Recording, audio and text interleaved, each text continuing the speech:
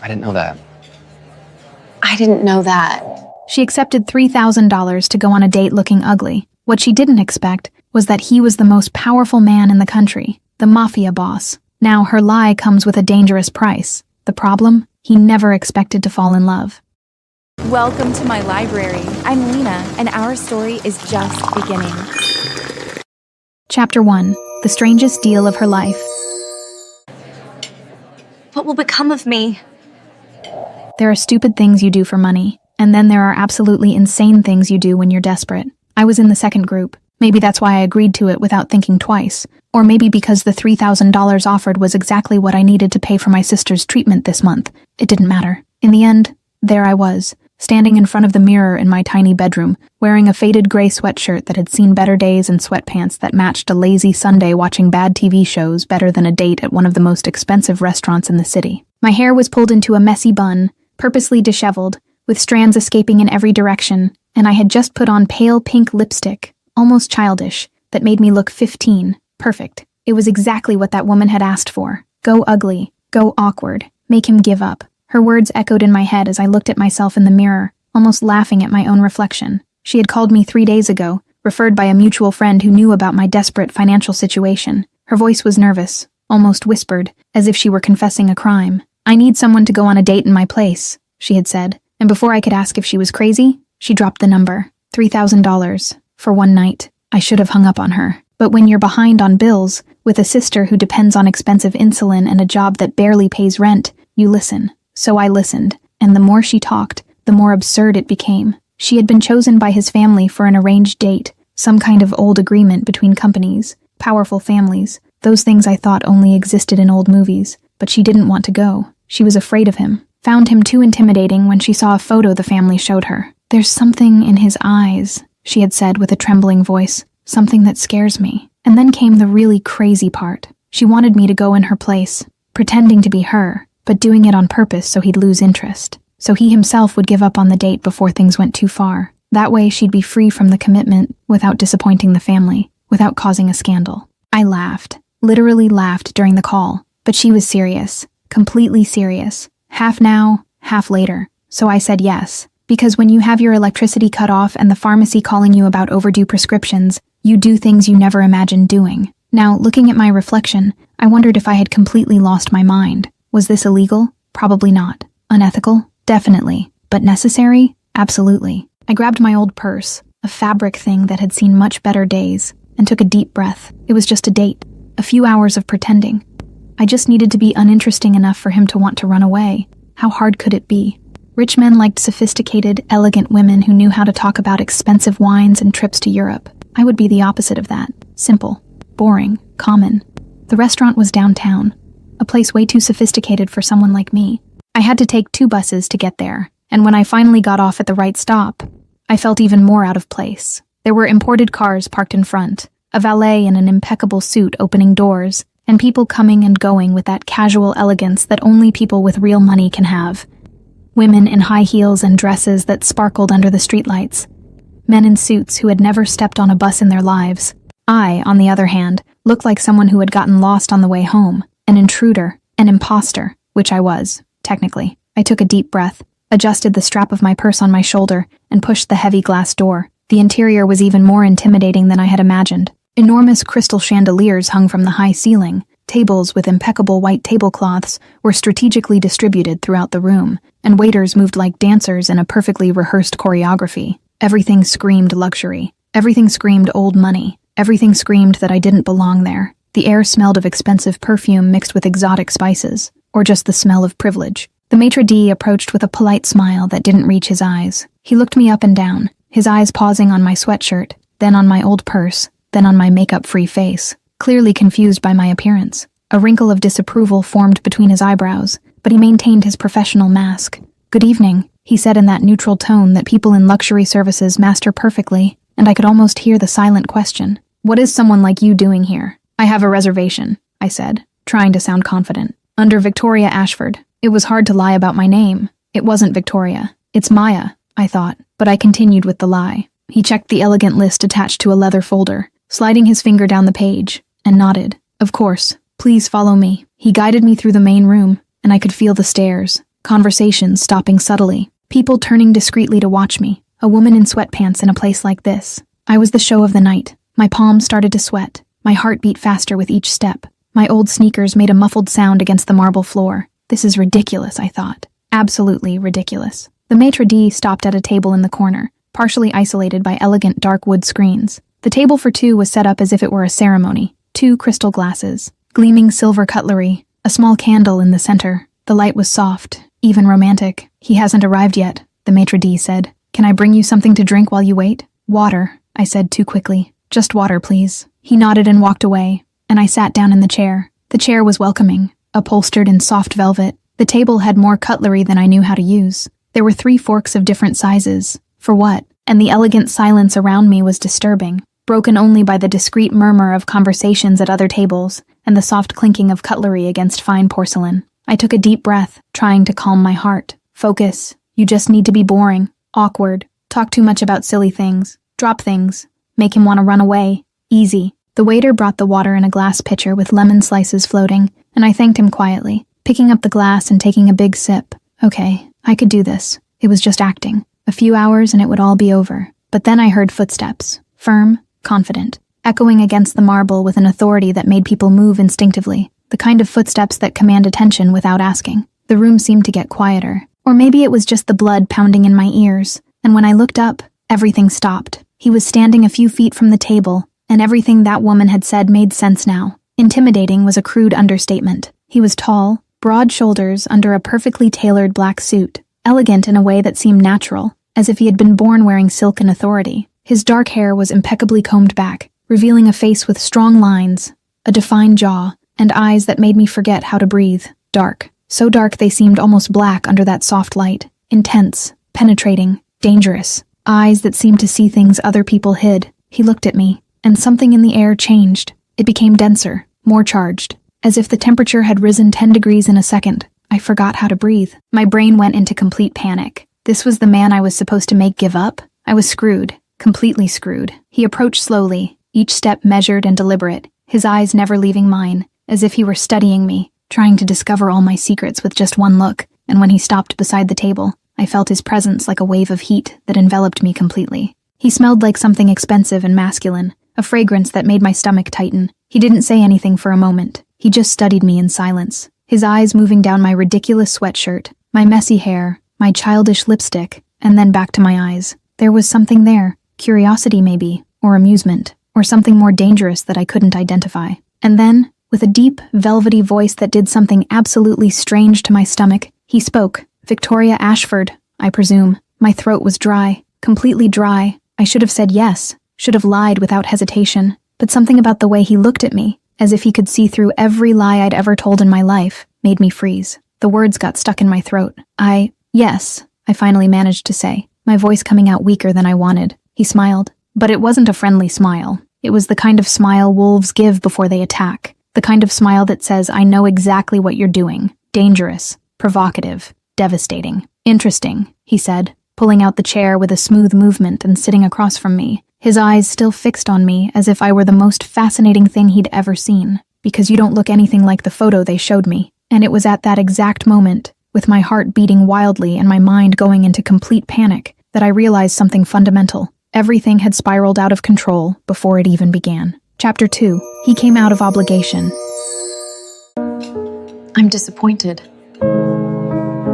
2. I should have said something. Anything. But my brain had completely frozen. He kept looking at me, those dark eyes studying every detail of my face, as if he were trying to memorize or decipher something I didn't even know I was hiding. And then he leaned back in his chair, the movement fluid and controlled, and crossed his arms over his chest in a way that should have looked relaxed, but actually looked more like a predator sizing up its prey. You're nervous, he said, and it wasn't a question. It was a statement, as if it were obvious, as if he could read every thought running through my head. No, I lied automatically, and then realized how ridiculous that sounded considering my hands were trembling on the table. He smiled again, in that dangerous way that made my stomach flip. Liar. The word came out soft, almost affectionate, but there was a sharp edge to it that made me swallow hard. I should have been angry, should have been offended, but all I could feel was a strange heat rising up my neck. He picked up the elegant menu that was folded beside his plate, but his eyes never left mine, not for a second. Relax, he said, and his voice had that deep quality that seemed to vibrate in the air between us.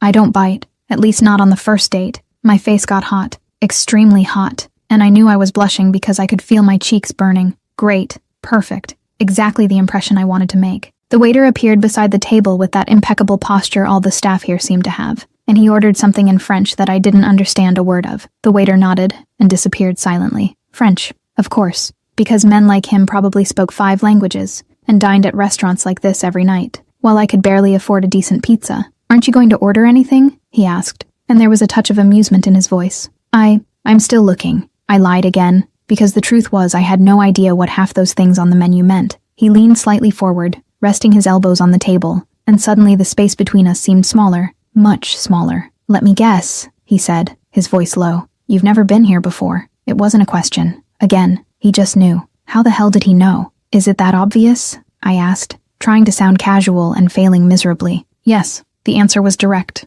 No beating around the bush, but there was no cruelty in it. Just honesty, brutal and unsettling. He kept looking at me in that way that made me feel completely exposed, as if he could see through the ridiculous sweatshirt, through the charade, through everything. "But it's not a problem," he added after a moment. "Actually, it's refreshing. Refreshing. What a strange word to use." I didn't know what to say, so I stayed silent, nervously fidgeting with the edge of the cloth napkin that was folded perfectly beside my plate. Dominic watched the movement, his eyes dropping to my hands, and something changed in his expression. It became softer, or maybe more curious. It was hard to tell. "Why did you agree to come?" he asked suddenly, and the question caught me completely off guard. "What? This date? Why did you agree?" His voice was casual, but there was an intensity in his eyes that told me the answer mattered, that he was really paying attention. I should have lied, should have made up something about respecting family traditions or being curious, but something about the way Dominic looked at me, the way he seemed genuinely interested, made me hesitate. "I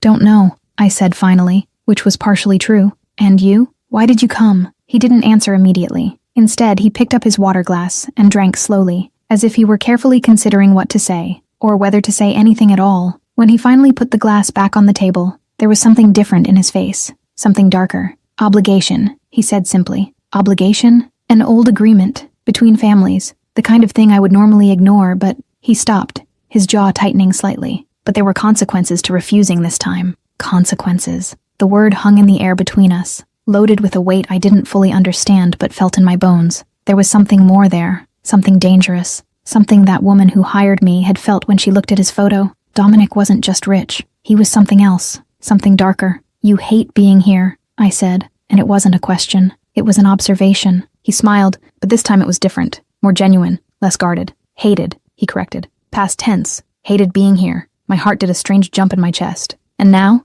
Now I'm intrigued." The way he said that word, slowly, savoring each syllable, made something strange happen in my stomach, a heat that spread through my entire body. This wasn't going as planned. None of this was going as planned. I was supposed to be boring, awkward, making him want to run away. But instead, I was here, feeling my heart race every time he looked at me that way. The waiter returned with a bottle of wine, showing the label to Dominic as if it were a sacred ceremony. He nodded briefly, and the waiter poured a little into his glass, waiting for approval. He tasted it, nodded again, and the waiter filled both glasses before disappearing silently. "I didn't order wine," I said, looking at the glass in front of me. "I know. I ordered for you." There was something authoritative about that which should have irritated me, that should have made me want to throw the wine in his face, but instead it made me feel taken care of, in a strange and confusing way. I picked up the glass, more to have something to do with my hands than anything else, and took a small sip. It was good, better than any wine I'd ever tasted. Of course it was. "You're uncomfortable," he said, and again it wasn't a question.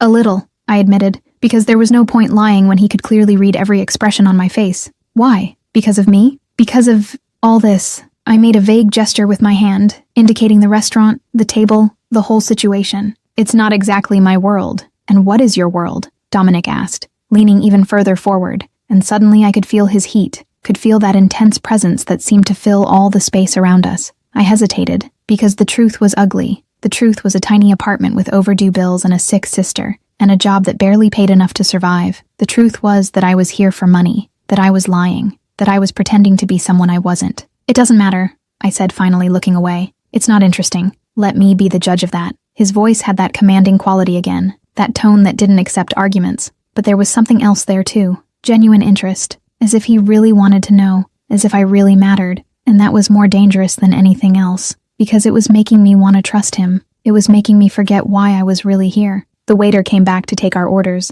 and I silently panicked, looking at the menu I still hadn't read properly. "She'll have the same as me," Dominic said softly, taking the menu from my hands with a gentle movement. I should have protested, should have said I could choose for myself, but the truth was, I was grateful, because I had no idea what to order. When the waiter walked away, silence fell between us again, but it wasn't uncomfortable. It was charged, electric, full of unspoken things. "You're different from the photo," he said again, but this time there was something more in his voice. "Completely different." "Different how?" I asked, my heart racing. "More real, more you." He paused, his eyes searching mine. "Whoever you really are." And there it was, the suspicion, the doubt. He knew something wasn't right. Maybe he didn't know exactly what, but he knew. And instead of pushing him away, instead of making him want to leave, that seemed to have hooked him even more, seemed to have made him more curious, more interested. I was in trouble, serious trouble, because for the first time since I took that money, since I agreed to that ridiculous charade, I wanted this to be real. I wanted Dominic to be looking at me that way because he really saw me. Not the Victoria Ashford I was pretending to be, but me, the real me. And that was impossible, completely impossible, because he would never know who I really was, because all of this was a lie, and lies always come to an end. Chapter 3, the most crooked and most real date. I'm gonna stay. The food arrived on plates that looked like works of art, small portions beautifully arranged that probably had complicated French names and cost more than my weekly rent. I looked at the plate in front of me, trying to identify what exactly I was seeing, and realized I had no idea. There was something that looked like fish, decorated with delicate herbs, and a sauce that formed an elegant design on the white plate. Beautiful, intimidating, completely outside my reality. "You're not eating," Dominic observed, and when I looked up, he was watching me with that intensity that was already starting to make me nervous in ways I didn't want to admit. "I'm just admiring it," I said, which was partially true. "It looks too much like art to eat." He smiled, and this time it was genuine, reaching his eyes in a way that completely transformed his face. Less intimidating, more human, devastatingly attractive. "It's just food," he said. "Good food, but still food." I picked up my fork, determined to at least try to look like I knew what I was doing, and it was exactly at that moment that everything started to fall apart. Literally, because when I went to cut the fish, my hand slipped, the fork flew to the side, hit the edge of the plate, and a generous portion of sauce splattered directly onto the impeccable white tablecloth. My face turned red instantly. "I'm so sorry," I said too quickly, grabbing my napkin and trying to clean the mess, which only made things worse because now there was a brown smear spreading across the white fabric. "I'm so clumsy. I really am sorry. This is—" "Stop," Dominic said, and his voice had that gentle command that made me freeze. I looked up and he was smiling. It wasn't a polite or forced smile. It was genuine, amused, as if this were the most charming thing he'd seen all day. "It's nothing," he said, and then, surprisingly, he picked up his own napkin and reached across the table to help clean, his fingers brushing against mine for a second that seemed to last an eternity. The touch was brief, accidental, but it sent an electric current up my arm that made me hold my breath. Our eyes met across the table, and for a moment, everything stopped. The restaurant, the conversations around us. Everything disappeared except those dark eyes looking at me as if they could see straight into my soul. "Breathe," he said softly, and it was only then that I realized I was holding my breath. I let out the air in a nervous laugh, the sound coming out louder than I intended, and immediately covered my mouth with my hand. Great. Perfect. Now I was laughing like an awkward teenager. Exactly what I needed. But Dominic didn't seem to mind. If anything, he seemed more interested. The waiter appeared discreetly, replacing the stained tablecloth with a new one without saying a word, disappearing as silently as he appeared. Professionalism at its finest. "Sorry," I said again, quieter this time. "I'm not exactly used to places like this." "I noticed," Dominic said, but there was no judgment in his voice. "And I like that." "You like clumsy women who spill food?" I asked before I could stop myself, and then wanted to shove the words back in my mouth. He leaned back in his chair, picking up his wine glass, his eyes never leaving mine. "I like real women," he said. "Women who don't pretend to be something they're not just to impress me." The irony of those words hit me like a punch to the stomach, because that was exactly what I was doing. Pretending, lying, being someone I wasn't. Except I was doing the opposite of what I should be doing. I should be pretending to be sophisticated, elegant. And instead, I was being myself, clumsy, nervous, real. "You must know a lot of women who pretend," I said, trying to steer the conversation away from me. "Too many," he replied, and there was something tired in his voice. "Women who want what I can offer. The money, the power, the name, but never me. There was something vulnerable in that admission that caught me off guard, as if for a moment the mask had fallen, and I was seeing the real man beneath all that authority and control. I should have said something comforting or intelligent, but instead, my mouth opened, and the words came out before I could think. Well, I definitely don't want your money, I said, and then realized how that sounded. I mean, not that I couldn't use money, because, who couldn't, right? But that's not why I just meant that. I stopped, realizing I was making everything worse. You know what? Just ignore everything I just said. Dominic laughed. A real laugh. Deep. That came from his chest and completely transformed his expression. I had never heard that sound before, and it did something strange to my heart, made it speed up and soften at the same time. He stopped, shaking his head, still smiling. Different. Completely different. Different is just a nice word for weird, I said, picking up my wine glass and taking a bigger sip than I intended. No, he said, and his voice had that serious quality again. Different is an honest word for extraordinary. My heart jumped, literally jumped in my chest as if it had forgotten how to beat normally. No one had ever called me extraordinary before, especially not a man who looked like he'd stepped out of some luxury magazine, especially not someone like Dominic, who was probably used to women who were actually extraordinary. You don't know me, I said, my voice coming out softer than I intended. No, he agreed, but I want to. The way he said that, with that absolute intensity, as if it were the most important thing in the world, made my breath catch. I picked up my fork again, needing something to do with my hands, something to distract me from those eyes that seemed to see far more than I wanted to reveal. There's not much to know, I said, finally managing to bring a piece of fish to my mouth. It was delicious, obviously, but I could barely taste it with my heart beating so fast. Let me be the judge of that, Dominic said, echoing his earlier words. Tell me about yourself. Really? What do you want to know? I asked, buying time. Everything, he replied simply. Start wherever you want. I should have made up a story. Should have created some sophisticated version of a life that seemed to belong to this world of expensive restaurants and designer dresses. But something about the way he looked at me, the way he really seemed to care, made me want to be honest. At least partially. I work at a coffee shop, I said, the words coming out before I could think better of it. It's not glamorous. It's not interesting, but it pays the bills. Most of the time. I waited for judgment, for disappointment, for that look rich people give when they realize you're not from their world. But it didn't come. And do you like it? He asked, genuinely curious. The job? No, I laughed, surprised by my own honesty. But I like the people, the regulars who show up every morning and order the same thing. There's something comforting about it, you know? The routine, the predictability. And outside of work, what do you like to do? Read, I said, and then felt my face heat up because that sounded so boring. I know, super exciting. A girl who works at a coffee shop and reads books in her spare time. Practically straight out of an indie movie. What kind of books? He asked, leaning forward, and I realized he was genuinely interested. He wasn't just making polite conversation. He really wanted to know. Romance, I admitted, deciding I'd already embarrassed myself enough today. The really dramatic ones, with impossible happy endings and heroes who probably don't exist in real life. And why do you like them?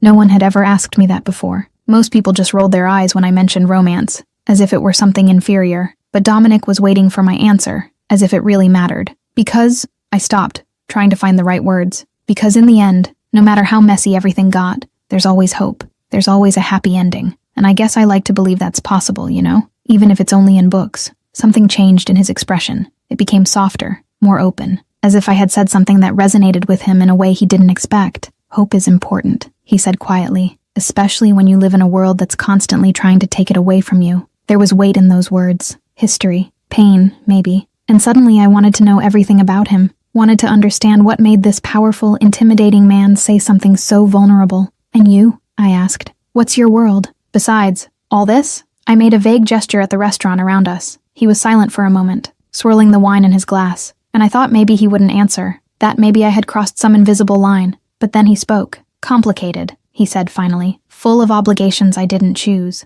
expectations I didn't ask for, people who want something from me before they even know my name. That sounds... I stopped, searching for the right word. Lonely. His eyes met mine, and there was surprise there, as if no one had seen that before, as if no one had cared enough to see. It is, he admitted, very lonely. The air between us changed again. It became denser, more intimate, as if we were sharing secrets we shouldn't be sharing, as if we were crossing lines that should remain intact. I picked up my wine glass, needing to break the moment before I drowned in it, and that was exactly when I managed to knock over the glass. The wine spread across the table like a red wave, staining the new white tablecloth, dripping onto my sweatpants. Oh my God, I said, jumping from my chair. I'm so clumsy. This is ridiculous. I can't believe that. Stop, Dominic said, and this time there was genuine laughter in his voice. He was standing too, coming around the table, and suddenly he was beside me, so close I could feel his heat, could feel that overwhelming presence that made me forget how to think straight. He grabbed napkins, trying to help dry my pants,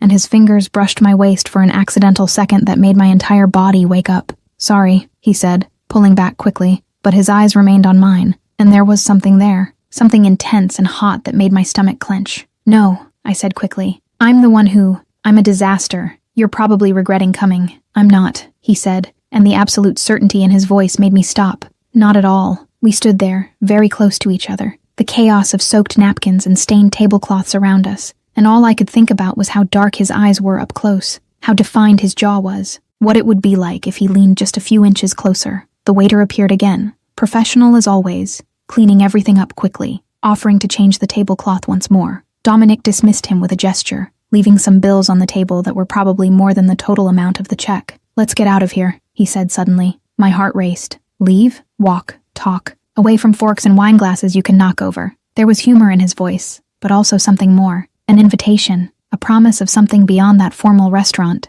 and I knew I should say no. Knew I should end this ridiculous date and take my remaining $1,500 and never look back. But when he extended his hand to me, when those dark eyes looked at me as if I were the only person in the world who mattered, I took his hand. Because in that moment, I wasn't pretending anymore. I was being real, and he was being real. And all of this was terrifying and thrilling and completely wrong, but it felt so right. Chapter 4. The lie starts to weigh.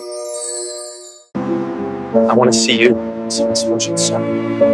We walked for almost an hour, through the illuminated streets downtown, passing elegant shop windows and cafes that were still open, even though it was almost midnight. Dominic hadn't let go of my hand since we left the restaurant. His fingers were intertwined with mine in a way that felt natural, as if our hands had been made to fit together that way. And the scariest thing was that I didn't want him to let go. We talked about everything and nothing at the same time. He told me about books he had read when he was younger, before life got too complicated for fiction. I told him about my embarrassing obsession with cooking shows despite being incapable of making anything beyond instant noodles. He laughed, a lot, and every time that deep, genuine sound came from him, something in my chest tightened in a way that was both wonderful and terrifying. When we finally stopped in front of an imposing building where a uniformed doorman nodded at Dominic, reality started to return. The night was ending. The date was ending. And I didn't know what to do with all the confusing feelings that were tangling in my stomach. This is my building, he said, turning to face me, still holding my hand.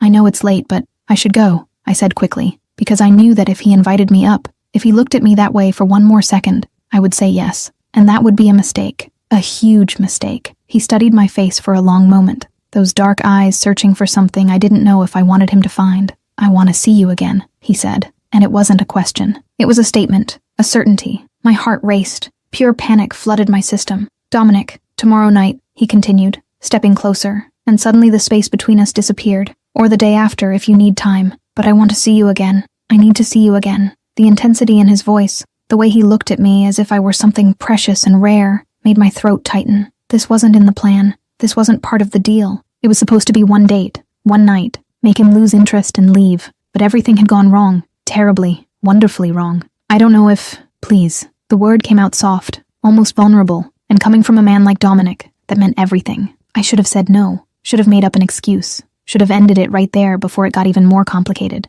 But when I opened my mouth, what came out was completely different. Okay, his face lit up. It wasn't a big or exaggerated smile, but there was something in his eyes, a deep satisfaction, that made my heart melt completely. Okay, he repeated, and then slowly, closing the space between us, he lifted his free hand and touched my face. His fingers brushed my cheek with a gentleness that completely contrasted with all that intensity and power that emanated from him. I stopped breathing, completely. My heart was beating so loud I was sure he could hear it. He leaned in, slowly, giving me time to pull away, to say no, to stop this. But I didn't move. I couldn't. When his lips touched my forehead, soft and warm, everything inside me melted. It was chaste, innocent, nothing like the intense, dramatic kisses in my romance books, but somehow it was more intimate, more meaningful, more real. When he pulled back, his eyes searched mine again. "Good night, Victoria," he said softly, and hearing that fake name come from his mouth was like getting slapped in the face. My name isn't Victoria. My name is Maya, and this lie was already completely consuming me. Reality came back like a cold wave. "Good night," I managed to say, my voice coming out weak. He waited until I got a taxi. insisting on paying even when I protested, and stood on the sidewalk watching me until the car turned the corner and he disappeared from view. It was only then that I let my head fall back against the seat and closed my eyes, letting all the guilt and confusion hit me at once. What the hell had I done? My phone buzzed in my pocket. A message from an unknown number that I knew exactly who it was. The woman who had hired me. The real Victoria. How did it go? Did he give up? I looked at the message, my fingers hovering over the keyboard. I should tell the truth. That I had failed miserably. That instead of making him lose interest, I had done exactly the opposite. That he wanted to see me again. That I had agreed. But instead, I typed only, "Need to talk to you. Tomorrow?" The reply came almost immediately. "My house. 10 a.m. I'll send the address." I spent the entire night awake, staring at the ceiling of my tiny bedroom, replaying every moment of the date in my head. The way Dominic had laughed, how he had looked at me, how his hand had felt in mine, how all of it had seemed real, because it had been real, at least on my part. And that made everything 1,000 times worse. At 10 in the morning, I was standing in front of a house that was bigger than the entire building where I lived. High gates, perfectly manicured gardens, the kind of place where people like me only entered through the back door. I rang the bell and a female voice sounded through the intercom. "Yes, it's me, from the date." There was a pause, and then the gate opened with an electronic buzz. I walked down the stone path to the main door, my stomach churning with each step. The door opened before I could ring the bell, and there she was, the real Victoria Ashford. She was beautiful, obviously, perfectly wavy blonde hair, impeccable makeup even though it was mid-morning, a casual dress that was probably designer, everything I wasn't. "Come in," she said, her gaze quickly assessing me before stepping away from the door. I entered a house that looked like it came out of a decorating magazine, everything white and beige and perfectly coordinated. She guided me to a living room, where I sat uncomfortably on a sofa that was softer than my bed. "So?" she asked, sitting in an armchair across from me, crossing her legs elegantly. "Did he give up? Did he say he doesn't want to see me anymore?" I swallowed hard. "Not exactly." Her expression changed, became sharper. "What does that mean?" "It means that he wants to see you again. See me again. He thinks I'm you, so I was making a mess of this. He asked for another date." She went pale, visibly pale. No.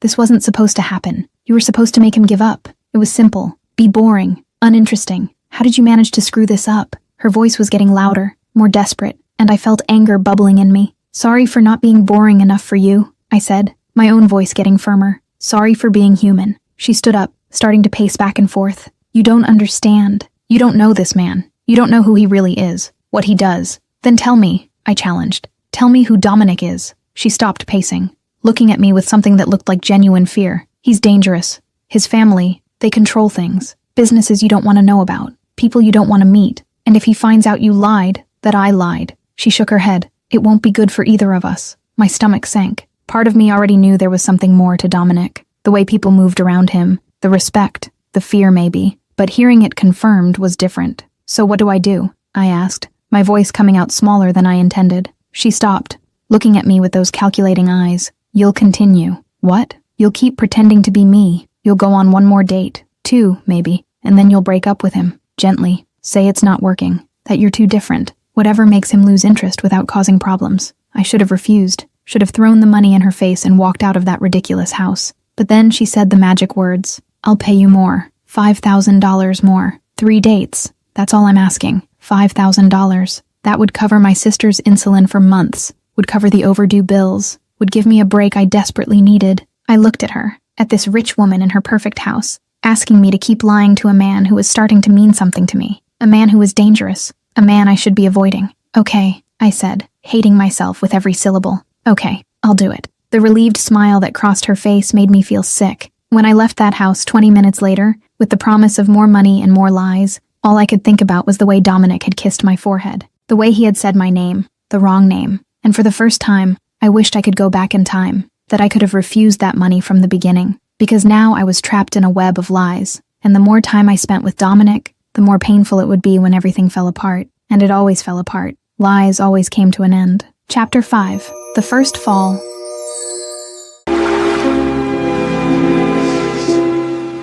And the shadow of danger. 3 days after the first date, I was standing in front of my tiny closet, looking at the clothes I had and trying to decide what to wear. I should go with another sweatshirt, should try to maintain the charade of being uninteresting, but something in me couldn't, because the truth was, I wanted Dominic to look at me the way he had looked at me that night. I wanted to see him smile. I wanted to feel my hand in his again, And that made everything infinitely worse, because my name wasn't even Victoria, it was Maya, and he didn't know that, would never know, because I was a liar, a fraud, someone who was being paid to deceive him. The thought made me feel sick, but not enough to stop, not enough to give up the extra $5,000 Victoria had promised, not enough to do the right thing. I ended up choosing a simple dress, nothing elegant or expensive, just something I had bought on sale a year ago and had never worn. It was dark blue, came to my knees and had long sleeves, basic, common. But when I looked in the mirror, I didn't feel common. I felt nervous, excited, like I was about to see someone who mattered, and he mattered.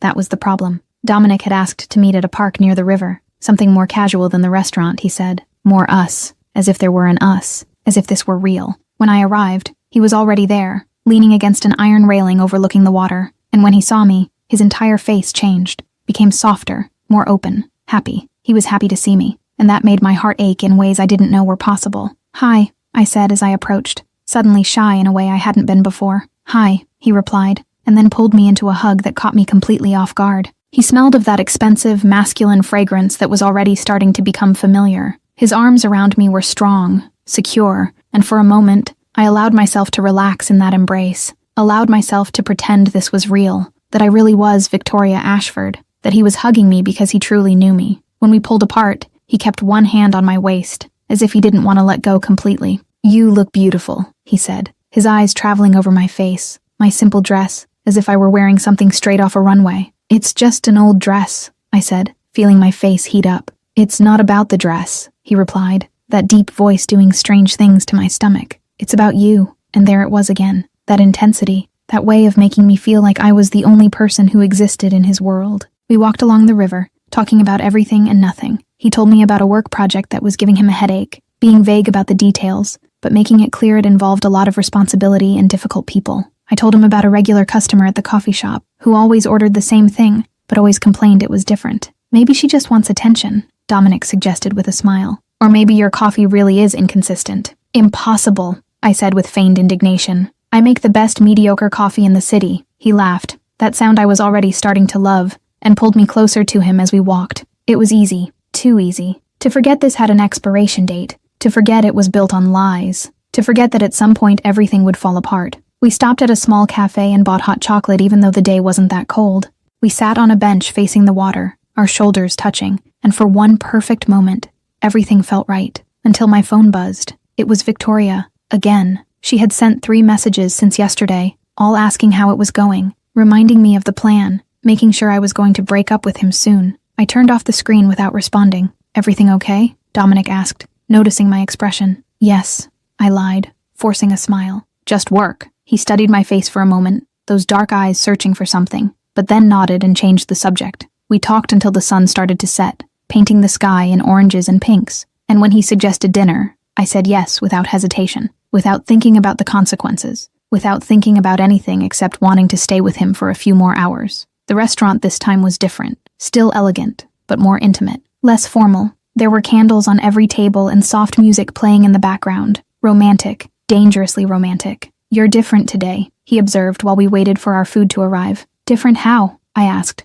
my heart racing. Had he noticed something? Had he figured it out? "More relaxed," he said, leaning back in his chair, studying me in that way that made me feel completely exposed. "Like you're starting to trust me." Trust. The word hung in the air between us, loaded with painful irony, because he trusted me too, trusted that I was who I said I was, and I was betraying that trust every second. "And you?" I asked, needing to shift the focus. "Do you trust me?" Something darkened in his eyes, something deep and complicated. "I'm trying," he said finally, and there was brutal honesty in those words. "Trust doesn't come easy for me. Not in my world." "And what world is that exactly?" I asked, taking advantage of the opening. "Because you always talk about it like it's something separate, dangerous, different." He was silent for a long moment, swirling the wine in his glass, clearly considering how much to reveal. "It's complicated," he said finally. "My family, we have businesses that require certain care, certain precautions." "That's very vague," I pressed gently. He looked at me, and there was something vulnerable in his expression.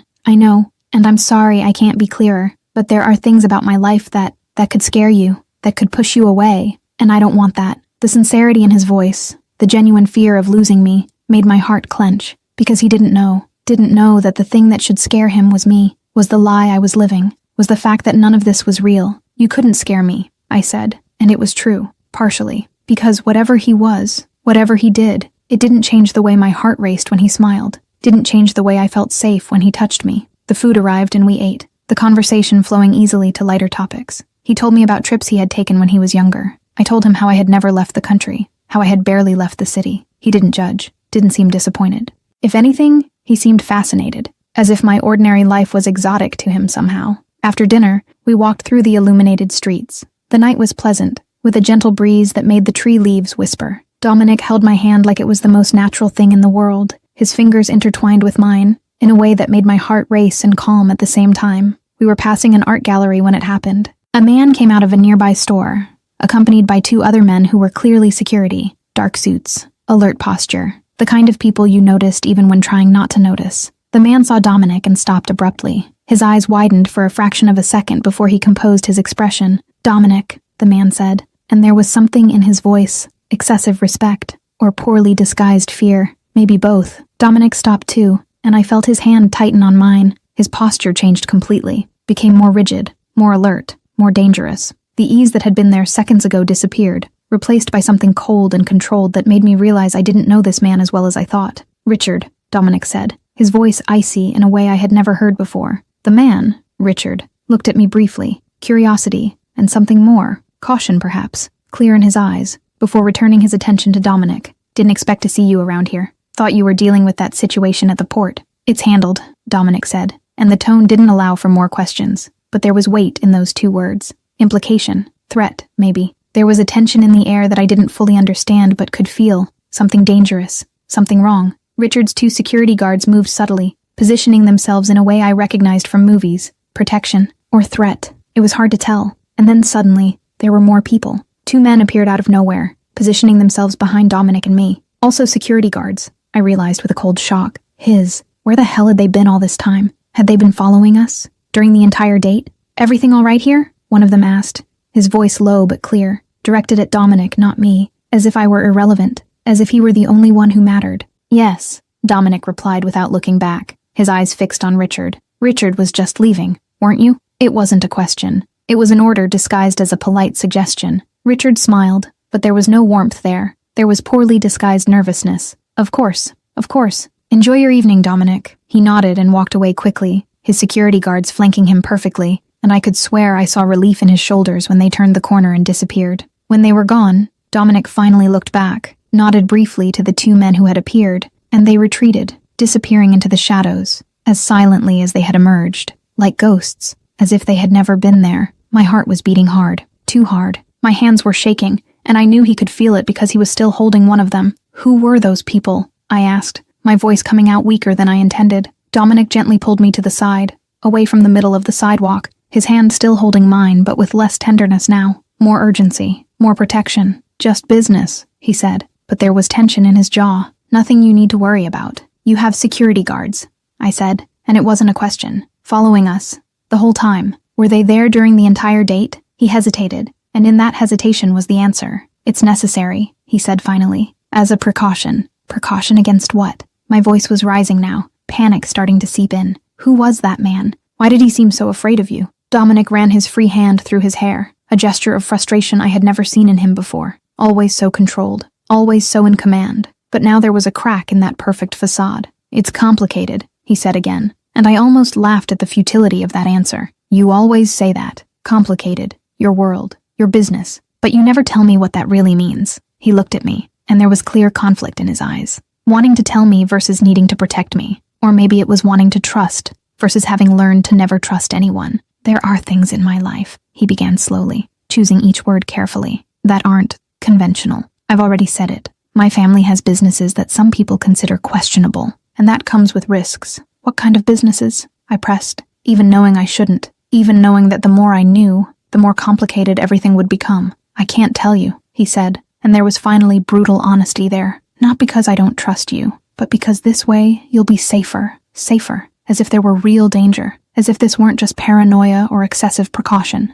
as if people around him really needed protection from something, or someone." I took a step back, releasing my hand from his, and I saw pain cross his face. "You're scaring me," I admitted, and it was true. Not so much because of what he had said, but because of what he hadn't said. The implications, the genuine fear in that man Richard's eyes, the way the security guards had appeared out of nowhere as if they were always there, always watching. "I know," Dominic said softly, approaching again, his hands reaching for my face, touching my cheek with a gentleness that completely contrasted with all the tension of the last few minutes. "And I hate it. I hate that my life, my choices, my family might scare you. But I need you to know that I would never, never let anything hurt you. You're safe with me, always." The absolute certainty in his voice, the intensity in his eyes, should have comforted me, should have made me feel protected. But all I could feel was more confusion, more fear, because Victoria had been right. He was dangerous. Maybe not to me, maybe he would never hurt me physically, but he was involved in something dark, something that required armed security guards and men with fear in their eyes.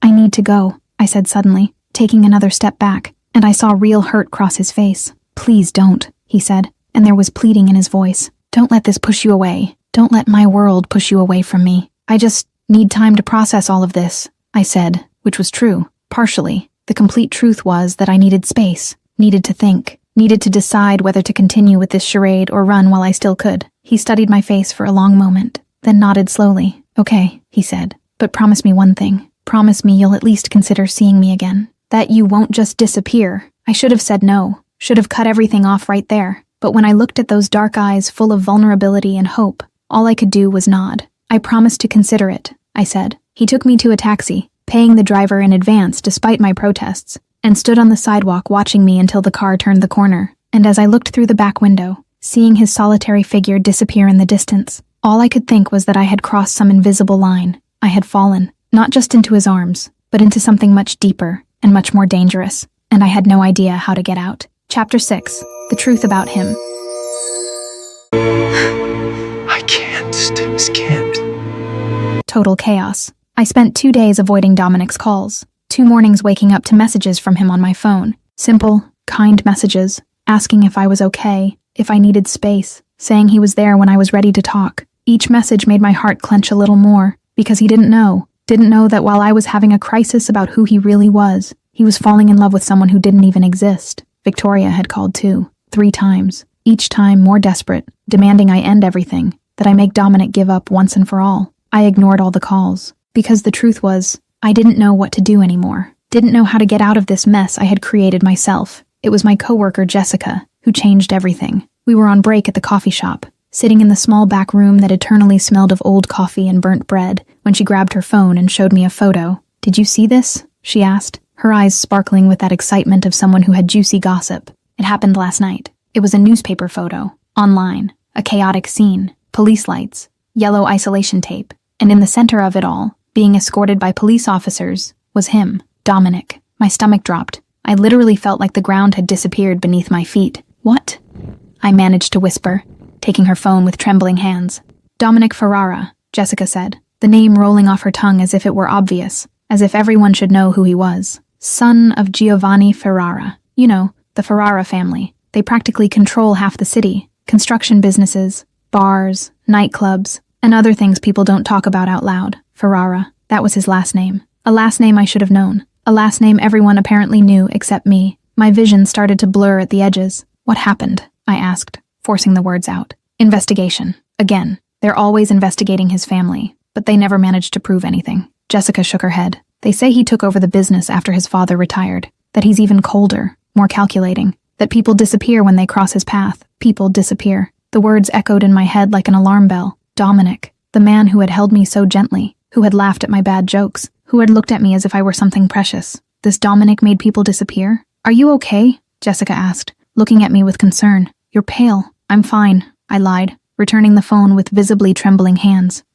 It's disturbing, isn't it?" But in my head, everything was falling apart. All the pieces fitting together into a horrible puzzle. The security guards, the fear in Richard's eyes, the way Dominic avoided explaining his business, the precautions, the danger he had mentioned. He wasn't just rich, wasn't just powerful. He was truly dangerous. Criminal, maybe. Mafia. The word appeared in my mind like lightning. Ferrara family. Of course. How had I been so stupid? I finished my shift in a state of shock. Mechanical. Serving coffee. Smiling at customers. Pretending my world wasn't imploding. When I finally left, night had already fallen, and all I wanted was to go home, hide under the covers, and pretend none of this was happening. But when I turned the corner onto my street, I stopped abruptly. There was a car parked in front of my building. An expensive car, black, elegant, and leaning against it, with his arms crossed in that posture I already recognized very well, was Dominic. My heart raced. Panic and anger and confusion, all mixing in a wave that left me dizzy. He saw me at the same instant, pushed himself off the car, starting to walk in my direction, but something in my expression must have stopped him because he froze halfway. "Victoria," he said, his voice coming out careful, as if he were dealing with a frightened animal. "I know you asked for space, but I needed to see you, needed to make sure you were okay." "I'm fine," I said, and my voice came out harder than I intended. "You should go," he frowned, taking another step closer. "What happened? What changed?" "I know who you are," I said, the words coming out in an explosion. "Dominic Ferrara, the Ferrara family. I know what you do, what your family does." He went completely still, his face closed off, that mask of control descending over his expressions like a curtain. "Who told you? Does it matter?" I practically shouted, and some people on the street turned to look. "You lied to me. About everything. About who you are. About your business. About the danger." "I never lied," he said, his voice getting lower, more dangerous. "I just didn't tell the whole truth." "That's the same thing." "It's not," he retorted, and now there was anger in his voice too. "I protected you, kept you away from things that could hurt you. That's not lying. That's caring." I laughed, a bitter sound that didn't seem like mine. "Caring? You call it caring to involve me with what exactly? Mafia? Organized crime? People who disappear when they cross your path?" Something dangerous flashed in his eyes. "Be careful what you say," he said quietly. "Be careful what you believe from gossip and newspaper headlines that know nothing about me or my family." "Then tell me the truth," I challenged, crossing my arms. "Tell me exactly what you do, exactly who you are. No omissions this time." He was silent for a long moment, his jaw tight, his eyes searching mine, and then finally he spoke. "My family has businesses, legitimate and less legitimate. We control construction, entertainment, security services. And yes, there are aspects of what we do that operate in gray areas of the law, but I'm not a monster. I don't hurt innocent people. I don't make people disappear for fun." He took a step closer, and I forced my feet to stay in place even though I wanted to step back. I was born into this life. I didn't choose it. And when my father decided to retire, the choice was either I took over or everything he built would crumble. People who depend on us would be left unprotected. So I took over. And yes, that comes with dangers, with enemies, with precautions. But everything I've done, every decision I've made, was to protect the people who matter to me. His voice became softer, more vulnerable, including you. "You barely know me," I said, but my voice was shaking now. "You don't really know me." "I know enough," he replied, closing the distance between us, his hands reaching for my face but stopping in the air, as if asking permission. "I know you're different from anyone I've ever met, that when I'm with you, I can forget everything else. I can just be me, not the Ferrara heir, not the boss, just Dominic." His hands finally touched my face, that gentle touch I already knew so well. "I fell in love with you," he said, and the words came out like a painful confession. "Since that ridiculous first date where you spilled sauce on the table. Since that moment I knew. And I hate that my life, my family, my world might push you away. But I won't lie about what I feel." Tears burned in my eyes, because he was being honest. Finally, completely honest. And all I could think was that I didn't deserve that honesty, because while he was telling me the truth about who he was, I was still lying, still pretending to be Victoria Ashford, still being paid to deceive him. "You can't fall in love with me," I said, my voice breaking. "You don't know me. Then let me know you," he pleaded, his forehead touching mine. "Let me in. Tell me your fears, your dreams, your scars, everything, because I want to know. I want to know every part of you." And it was at that moment I broke, completely, because he wanted to know someone who didn't exist, wanted to fall in love with a lie. And I had done this. I had created this impossible situation. I had hurt this man who was opening his heart in a way he probably never had before. "I can't do this," I said, pulling away from his touch, every inch of distance physically hurting. "I can't. We can't." "Why?" he asked, and there was genuine pain in his voice. "Because I'm scared? Because I'm dangerous? Because my life is complicated? None of that matters if we feel the same about each other." "You don't understand," I said, tears finally falling. "There are things about me, things you don't know." "Then tell me," he said again, desperate. "Whatever it is, we can work it out, together." But I couldn't tell him my name wasn't Victoria, that I had been paid to make him hate me, that everything had started as a charade, because if I told him, I would lose not only him, but possibly much more, because men like Dominic Ferrara didn't react well to betrayal. "I need to go," I said, taking another step back. "Please, just let me go." Something broke in his expression, deep pain and incomprehension. "If that's what you want," he said, his voice getting cold, that mask returning. "I won't force you into anything. I would never do that." He turned to leave, toward the car, and every fiber of my being screamed for me to call him back, to tell the truth, to risk everything just to have a real chance with him. But fear won. Fear of what he would do when he found out. Fear of losing not only him, but my safety, maybe my life. Because dangerous men did dangerous things when they were betrayed. So I let him go. I stood there on the sidewalk, tears streaming down my face, watching the black car disappear into the night. And when I turned to enter my building, I saw a figure in the shadows. Victoria. She had witnessed everything, and the smile on her face told me she was satisfied, that everything was going exactly as planned. And I hated her, hated myself, hated the entire situation I had created, because I had lost something real, something precious, and it wasn't even mine to lose. Chapter 7. The villain enters the scene. You are part of. Do you want to serve? Victoria followed me into the building. I didn't even notice until I was climbing the stairs and heard the sound of her heels echoing behind me. When I stopped at my apartment door, she was there, perfectly composed, even after climbing 3 flights of stairs. Not a hair out of place. "We need to talk," she said, and it wasn't a request. I wanted to send her away, wanted to slam the door in her face, but something about the way she looked at me, something calculating and dangerous, made me hesitate. I opened the door, and she entered my tiny apartment, as if she were entering a contaminated place. Her eyes swept over the small space, the old furniture, the peeling walls, and I saw clear contempt in her expression. "So this is how you live," she said, and there was no pity there, just cold observation. "What do you want, Victoria?" I asked, too tired for games. She turned to face me, and there was something different in her eyes now, something sharper, more ambitious. "Change of plans," she said simply, crossing her arms. "You're not going to break up with him anymore." I blinked, confused. "What are you talking about? I just broke up. You saw. It's over." "No," she said, shaking her head, a small, cruel smile forming on her lips. "You're going back. You're going to apologize. You're going to say you were scared but thought better of it. And you're going to keep seeing him." My stomach churned. No, I'm not doing that. The deal was 3 dates. It's been more than 3. And besides, I broke up.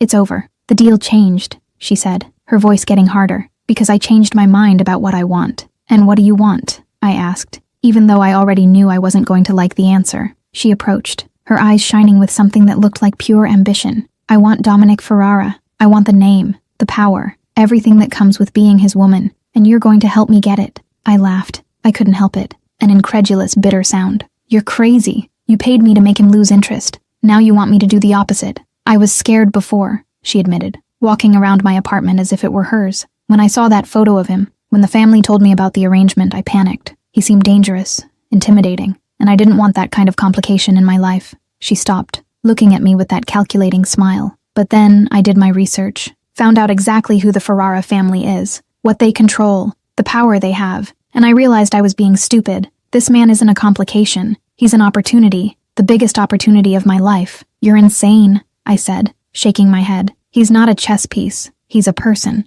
A very powerful person," she corrected. "A person who could give me everything I've always wanted. Status, influence, access to a world that people like me don't normally reach." "People like you?" I repeated, mentally looking around her house. That enormous house. That privileged life. "You already have everything." "I have family money," she said, and there was bitterness in her voice. "Old money that comes with expectations and limitations. But the Ferraras, they have real power. Power that doesn't depend on approval from boards or investors. Power that comes from direct control. And I want that." I sat on my old couch, my head spinning. "Then do it yourself. Go after him. You don't need me for that." She smiled, and it was the cruelest smile I'd ever seen. "But I do, because he's in love with you. Or rather, with the person he thinks is you. And that's my way in. You're going to keep being Victoria Ashford for a while longer. You're going to win back his trust. And when the time is right, I'll appear. The real Victoria. And I'll expose your lie in a way that makes me look like the victim. The woman who was replaced without knowing. The woman he should have met from the beginning." My blood ran cold. "You're going to expose me?" "I'm going to expose the charade," she corrected, "but in a way that benefits me. He'll be angry at you, obviously, but he'll feel he owes me something, that he owes me the chance I should have had from the beginning, and I'll be there. Sweet,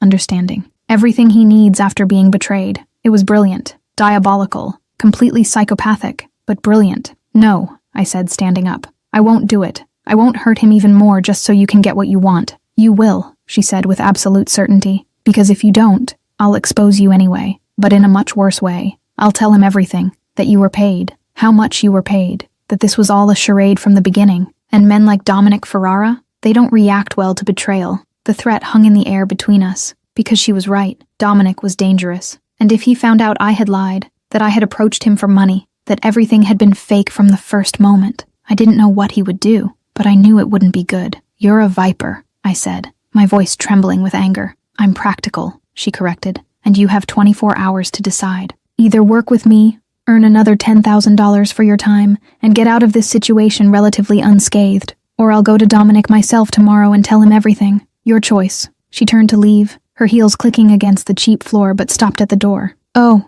and Maya?" she said, turning her head slightly. "Don't try to deceive me or go straight to him with the truth, because I have evidence, messages, bank transfers, everything documented. If you try to sabotage me, I guarantee you'll be the only one who comes out as the villain in this story." And then she left, leaving me alone in my apartment that suddenly seemed even smaller, even more suffocating. I spent the entire night awake, staring at the ceiling, going over my options, which weren't many. I could refuse, could let Victoria expose everything and deal with the consequences. But the consequences could be devastating. Dominic was a powerful man, a dangerous man, a man who made people disappear when they crossed his path, according to rumors. Would he hurt me? I didn't want to believe that, but I also didn't really know that side of him. The side that took over the family business, the side that operated in gray areas of the law. Or I could accept Victoria's plan, continue the charade for a while longer, earn more money I desperately needed. And then, when she appeared and exposed everything, at least there would be a narrative where I was just a piece in her game,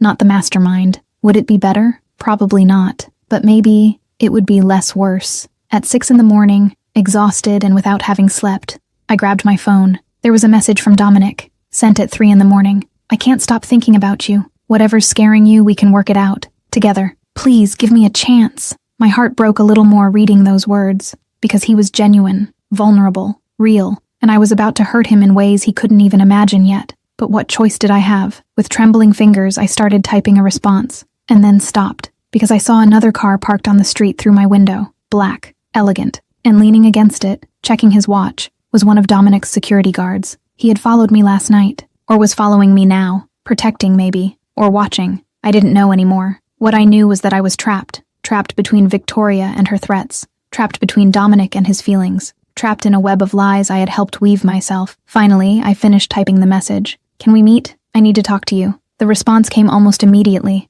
as if he had been waiting, awake all night just like me. "When and where?" "I'll be there." I set a cafe for noon, neutral, public, safe, and then I prepared to do the hardest thing I'd ever done. Go back, apologize, continue the lie, all while knowing the clock was ticking, that eventually the truth would come out, and when it did, there would be no going back, no forgiveness. There would only be consequences, and consequences, I was beginning to learn, were the only thing men like Dominic Ferrara guaranteed.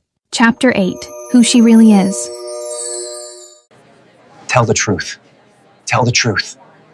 I arrived at the cafe 15 minutes early. My stomach was in knots, my hands shaking so much I spilled sugar 3 times trying to sweeten the coffee I couldn't even drink. I had made a decision during the sleepless night. I was going to tell Dominic the truth, the whole truth. Consequences didn't matter. Fear didn't matter. He deserved to know, deserved to hear it from me before Victoria could twist everything. I mentally rehearsed the words I would say, how I would start, how I would explain the inexplicable, how I would ask forgiveness for the unforgivable. When he walked into the cafe, I immediately knew something was wrong. There was something different about the way he moved, more rigid, more controlled. His eyes found mine, but there wasn't that light they usually had, that relief at seeing me. There was something darker, more dangerous. My heart started beating faster, a primitive warning that something very bad was about to happen. He sat across from me, and the silence that settled was thick, suffocating. He didn't touch me, didn't even try to take my hand like he always did, just looked at me with those dark eyes that now seemed to see right through me. "Thank you for coming,"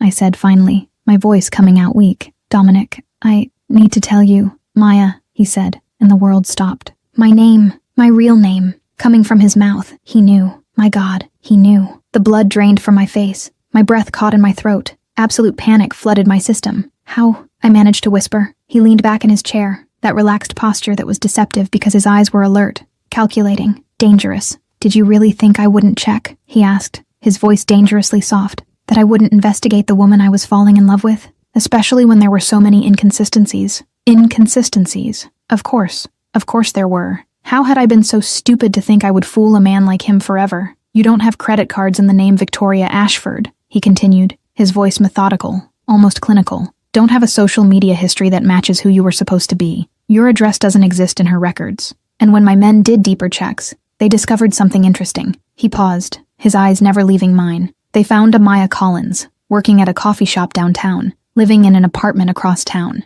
And she looks exactly like you. I couldn't breathe. Literally couldn't pull air into my lungs. He had investigated, had found out, and he was here, giving me a chance to explain, and I was paralyzed with terror. So, I'm going to ask once, and only once, he said, leaning forward, his hands clasping on the table, in a way that seemed casual, but radiated controlled tension. Who are you, and why were you pretending to be Victoria Ashford? This was my chance, my opportunity to confess everything, to tell him about the money, about Victoria hiring me, about how it had all started as a charade but become real. I opened my mouth to speak, to let it all out, but then I saw something in his eyes, something cold and calculating, something that reminded me of all the stories, all the rumors, all the warnings about who the Ferrara family really was. People disappear when they cross his path, and suddenly, that didn't seem like distant gossip anymore. It seemed very, very real. I started, my voice shaking violently. I can explain, then explain, he said, and there was a sharp edge to his voice now. I'm waiting. It's complicated,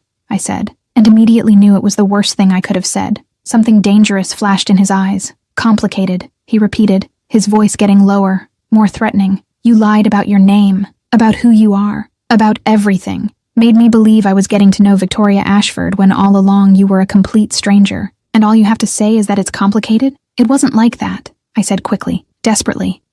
There were reasons. I didn't want to. Didn't want to what? He asked, his voice cutting like a blade. Deceive me? Make a fool of me? Play with feelings I thought were mutual? It wasn't a game, I said, tears starting to fall. What I felt was real, is real. He stood up abruptly, the chair scraping against the floor, and instinctively I pulled back. The movement was small, involuntary, but he saw it, and something in his expression changed, became more hurt, more betrayed. You're afraid of me, he said, and there was something broken in his voice. After everything, you really think I would hurt you? No, I said quickly, but my voice shook, betraying the lie. I don't. It's just that you heard the stories, he finished for me, a bitter laugh escaping, about who I am, what my family does, and now you're terrified that I'll do something terrible because you deceived me. Tears burned my eyes, blurring my vision. Dominic, please, answer my question, he said, ignoring my plea, his voice turning icy. Why did you do this? What did you want? Money? Access? Information about my family you could sell? No, I exclaimed, horrified he could think that. It wasn't any of that. I would never. Then what? He practically roared, and several people in the cafe turned to look. Give me a reason. One single reason that makes sense. Why would someone pretend to be someone else? Why did you approach me under a false name? My mind raced, searching for something, anything I could say that wouldn't reveal the whole sordid truth about the money and the deal, but it was blank, completely blank. It was a misunderstanding, I finally said, and even to my own ears it sounded pathetic. A misunderstanding, he repeated, his voice dripping with disbelief. You met me under a false name, kept using that name for weeks. Let me introduce you as Victoria. Let me fall in love with someone who doesn't even exist. And it was all a misunderstanding? He came around the table, approaching me, and every cell in my body screamed to run, but I stayed frozen, trapped between the desire to confess everything and the paralyzing terror of its consequences. Look at me, he ordered when he was inches away. Look at me and tell me the truth. The whole truth. Now. I lifted my eyes to his, and what I saw there broke me. Pain, deep betrayal, and a cold anger that was more terrifying than any explosion.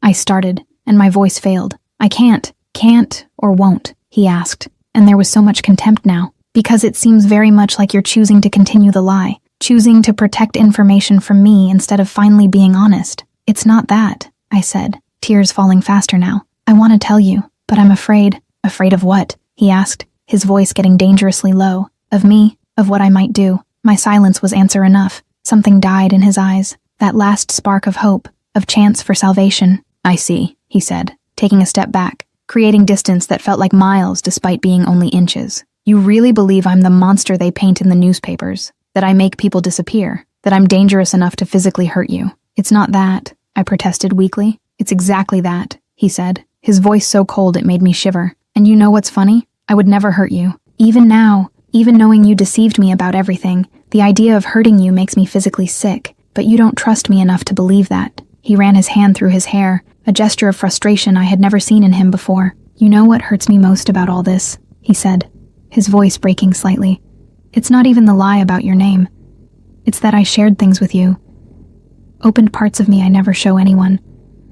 Trusted you in a way I don't trust anyone, and you were lying about something as fundamental as your identity the whole time. I'm sorry, I whispered, knowing it was insufficient. I'm truly sorry. Are you sorry or are you caught? He asked, the question cutting me like a knife, because I need to know. If I hadn't found out, would you have ever told me the truth, or would you have continued this charade indefinitely? I wanted to say yes, that I was going to tell him, that I was ready to confess today, but the words got stuck, because the truth was I didn't know if I would have ever had the courage without being forced. I was going to tell you, I finally said. Today, I was ready to... I don't believe you. He cut me off, and the finality in his voice destroyed me, because if you were really ready, you would have started this conversation with the truth. You wouldn't have waited until I confronted you. And even now, even caught, you're still hiding something, still not giving me the complete story. And he was right, because I was still hiding the worst part, the money, the deal with Victoria, the fact that I had been paid to deceive him, because I was too cowardly to face the full consequences. Tell me one thing, he said, his voice becoming frighteningly calm. Was anything real? Any moment between us? Any word? Any feeling? Or was it all calculated from the beginning? It was real, I said desperately. Everything I felt was real. It may have started wrong, but what I developed for you? No, he cut me off, raising his hand. Don't do that. Don't try to romanticize this. You built an entire relationship based on lies, and now you want me to believe your feelings were genuine. He shook his head, something like disgust crossing his features. I don't know who you are, Maya, and clearly you don't trust me enough to tell me, so there's nothing more to say. Dominic, wait, I said when he turned to leave. Please, let me explain everything. No, he said without turning around. I don't want to hear more lies, and that's all you know how to give. He started to leave, and absolute panic took over me. I love you, I said, the words coming out in a desperate cry. I know you don't believe it. I know I don't deserve for you to believe it, but I love you. Truly. He stopped, didn't turn around, just stopped at the cafe door, his posture rigid. You don't even know what love is, he said, his voice so low I almost didn't hear it. Because love is built on trust, on honesty, and you destroyed any foundation we could have had. And then he left, walked through the door and disappeared into the busy street, and I stayed there, shaking, crying, completely shattered, because I'd had my chance, my opportunity for honesty, and I had chosen fear, had chosen silence, had chosen to protect myself instead of fighting for the man I loved. And now he was gone, believing I was some kind of con artist, some kind of opportunist, without knowing the complete truth, without knowing about Victoria, without knowing it had started as a job but become the most real thing I'd ever felt. I sank back into the chair, my coffee cold and untouched in front of me, and cried for him, for me, for what we could have been if I'd had the courage to be honest from the beginning. And as I cried, my phone buzzed. A message from Victoria. I see you didn't follow my plan. Your problem now. Hope it was worth it. And I realized I had lost everything. Dominic, the money, any chance at redemption, all because I had been too afraid to do the right thing. Chapter 9. The Choice. Value yourself. 5 days had passed since the confrontation at the cafe. 5 days that felt like 5 years. 5 days in which I could barely get out of bed, could barely eat, could barely function. Jessica showed up on the third day with food and threats. You need to eat, she said, putting containers of Chinese food on my table. But I couldn't put into words the mess I had created. That's when my phone rang. Maya Collins? A female voice asked. Yes, I answered. I'm calling from Dr. Harrison's office. It's about your sister, Emma. She was admitted to the hospital this morning. Diabetic ketoacidosis. Your aunt said she hadn't taken insulin for 2 days because you were out. My blood ran cold. Emma, my 16-year-old sister. My responsibility. The reason I had accepted Victoria's money in the first place. Is she okay? I managed to ask. Stable, but the bills are piling up. I'm going to the hospital now, I said, hanging up and running for the door, Jessica following with questions I barely registered. Dominic was in his office when his assistant knocked on the door. Mr. Ferrara, there's someone here to see you. She says she's Victoria Ashford. The real Victoria Ashford? Yes, sir. Has ID that confirms it. Send her in. The woman who entered was exactly like the photos from the investigation. Blonde, elegant, polished, everything Maya wasn't, and nothing that attracted him. Mr. Ferrara, she said with a practiced smile, it's a pleasure to finally meet you. I'm Victoria Ashford, the real one. He took her hand briefly. Why are you here? She sat down without being invited. I came to apologize and explain. You deserve the truth about what happened. Dominic sat down, his expression neutral. I'm listening. Victoria wove a carefully constructed story. How she had been nervous about the date, How a friend suggested sending someone first to assess the situation. How Maya had offered to help, but then took advantage. How everything got out of control without Victoria knowing. It was a well-constructed lie, plausible, positioning Maya as the ambitious villain and Victoria as the innocent victim. I can imagine how difficult it must have been to discover you were deceived, Victoria said with false compassion. Maya clearly saw an opportunity and took advantage. It's terrible. Dominic watched her as she spoke. He had spent years reading people, and everything about her screamed calculated manipulation. And now? He asked. What do you want? Victoria smiled. Predatory. I want the chance I should have had from the beginning, for us to really get to know each other, as our families planned. I believe we could have something very advantageous. Advantageous. Not real. Advantageous. Like a business deal. It's an interesting proposition, he said, seeing triumph in her eyes. Maybe we should have dinner. Discuss possibilities. Victoria's smile widened. I'd love to. When are you free? Tomorrow night, 8 o'clock. I'll send my driver to pick you up. When she left, clearly satisfied, Dominic remained seated. Let her think she had won, for now. His intercom buzzed. Mr. Ferrara, that report on Maya Collins is ready. Bring it now. Thomas entered with a thick folder. Dominic started reading, and with each page, something in his chest tightened. Maya Collins, 23 years old, worked 50 hours a week at a coffee shop, lived in a tiny apartment, parents dead 3 years ago. Younger sister, Emma, 16, type 1 diabetes, under aunt's custody. Maya was the main source of financial support. There were attachments, unpaid medical bills, thousands in debt, expensive insulin prescriptions, service cutoff notices, eviction threats, and then he saw it, a bank transfer, $3,000, from Victoria Ashford to Maya Collins, 2 days before the first date, recovered messages, go ugly, make him give up, 3,000 now, 5,000 after, and Maya's response, I need the money for my sister's insulin. Dominic closed the folder, jaw tight. Victoria had lied completely, had hired Maya, had used a girl's desperation for her own ends, and Maya, drowning in impossible responsibilities, fighting to keep a sister alive, had accepted, not out of greed, out of survival. Thomas, I need an address. Emma Collins, where is she now? General Hospital, sir. Admitted today. Diabetic ketoacidosis. Of course. Dominic grabbed his coat. Emma was in a shared room, connected to monitors when Dominic arrived. The girl was sleeping, pale. She looked like Maya, young, fragile, vulnerable. An older woman sat beside her. Who are you? She asked defensively. A friend of Maya's. I came to see how Emma is. The aunt relaxed slightly. She'll be okay, this time, but I don't know how much longer we can keep this up. Maya does her best, but it's too much responsibility. Insulin costs so much. Every month is a struggle. Maya sacrifices everything to make sure Emma has what she needs. Dominic looked at the sleeping girl. How much? He asked. To cover treatments? To make sure she always has insulin? The aunt blinked, surprised. Tens of thousands a year. Why? Dominic took out his phone, making calls to his accountant, his lawyer, the hospital, arranging for all of Emma's medical bills to be covered. A fund established. Insulin delivered monthly. Access to the best doctors. Everything paid. Forever. The aunt watched him, tears falling. Why? We're strangers to you. Because Maya shouldn't have to choose between surviving and saving her sister, he said simply. No one should. He left his card and walked out before more questions. As he drove, Dominic thought about everything. Victoria had offered exactly what he should want. Status, convenience, the logical choice. But Maya had offered something infinitely more valuable. Something real, imperfect, complicated, but real. She had laughed at his jokes, had spilled wine, had looked at him as if he were just Dominic, had made him feel alive. Yes, she had lied, but out of love, out of desperation, out of protection, not out of greed or manipulation. There was a difference that mattered. Dominic made his choice. He chose heart. He chose real. He chose Maya. But first he had a game to play, had to let Victoria think she had won, have dinner with her tomorrow, let her believe her lies worked. Because when he finally exposed her, when he revealed he knew everything, he wanted the fall to be devastating. And after dealing with Victoria, he would go to Maya, would beg forgiveness, would promise to never let her face the world alone again, would build something real with her, something honest, something worth fighting for. For the first time since discovering the truth, Dominic smiled. He knew exactly what he had to do. Chapter 10. Chaotic Happy Ending. No more lies.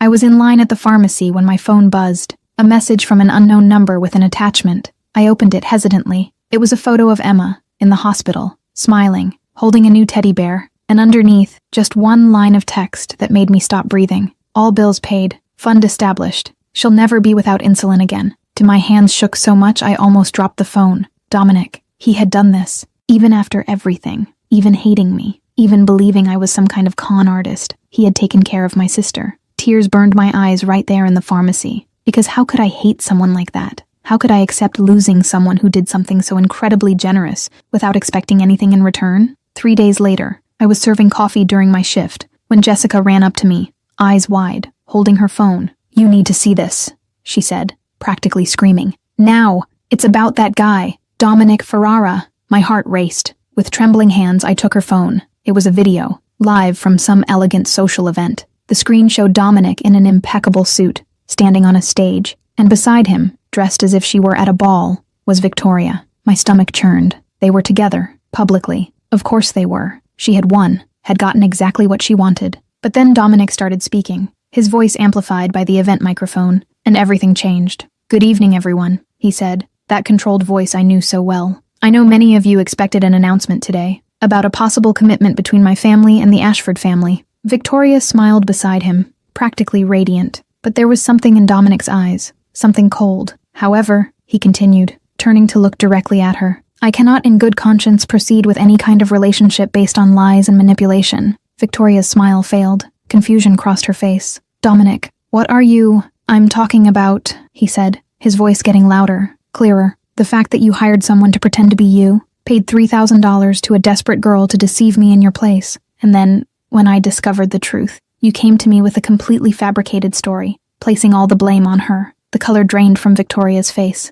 The room went completely silent. "I have the bank transfers," Dominic continued, relentless. "The messages, all the evidence of your manipulation. And I want everyone to know exactly what kind of person you really are before they consider doing business with your family." He turned to the shocked audience. "Victoria Ashford is a liar, a manipulator, and someone who uses other people's desperation as a tool. And I want nothing to do with her or any alliance with her family. This matter is closed, permanently." The transmission cut off, but the damage was done. I stood there, in the middle of the coffee shop, Jessica's phone still in my hand, completely in shock. He had exposed Victoria, publicly, definitively, had risked business relationships, family connections, everything to tell the truth. "Maya," Jessica said softly, "are you okay? You're crying." I was, tears falling freely as I tried to process what I had just seen. My shift ended an hour later. When I left the coffee shop, there was a car waiting, black, elegant, familiar. The window rolled down, and there he was, Dominic, looking at me with those dark eyes that had haunted me for days. "Get in," he said simply. "Please."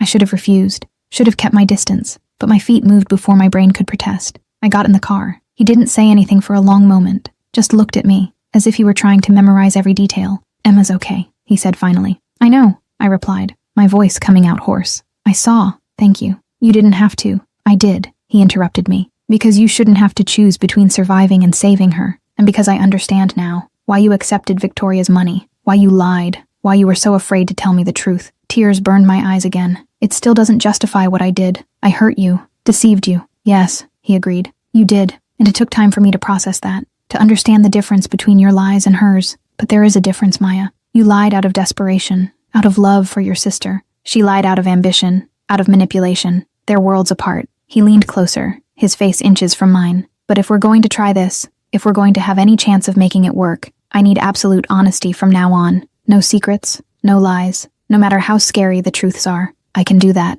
I said, my voice firm despite the tears. "But you also need to understand. I'm not from your world, Dominic. I don't know how to navigate elegant dinners or social events. I'm always going to spill things and say the wrong thing, and I'm not going to pretend to be something I'm not. Never again." A slow smile spread across his face. "I don't want you to pretend. I want exactly who you are. The girl who spills wine and laughs nervously and looks at me as if I'm just a man, not a name or a position." He paused, something amused glinting in his eyes. "By the way, there's something I need to know. That first date, you really were trying to make me hate you, weren't you?" My face heated up. "Victoria paid me specifically to go ugly," I admitted. "To be awkward, to make you lose interest. She literally instructed me. Go in sweatpants disheveled, make him want to run away." Dominic started laughing. A real laugh, deep, that made his whole body shake. "So you were actively trying to be unattractive?" "Yes," I said, mortified. "And yet I failed miserably at that too." He took my face in his hands, that gentle touch I had missed so much. "Maya," he said,